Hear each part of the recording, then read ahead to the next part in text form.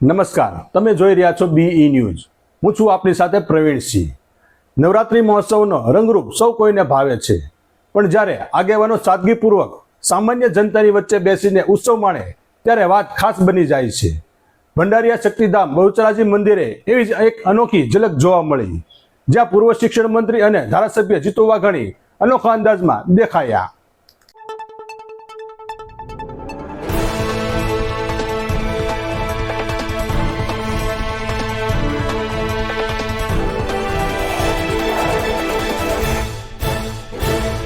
રાજ્યના પૂર્વ શિક્ષણ કેબિનેટ મંત્રી અને ધારાસભ્ય જીતુ વાઘાણી નવરાત્રી મહોત્સવ અંતર્ગત ભંડારીયા બહુચરાજી મંદિરે પહોંચ્યા. તેમણે માતાજીના દર્શન કરી લોકસુખાકારી માટે પ્રાર્થના કરી હતી.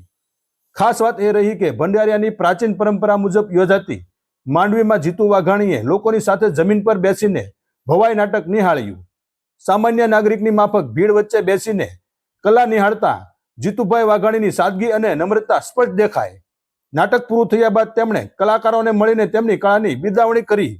આ પ્રસંગે પૂર્વ મેયર મનભા મોરી, નિલેશ રાવળ, કમલેશ ઉલવા સહિત અગ્રણીઓ પણ હાજર રહ્યા હતા.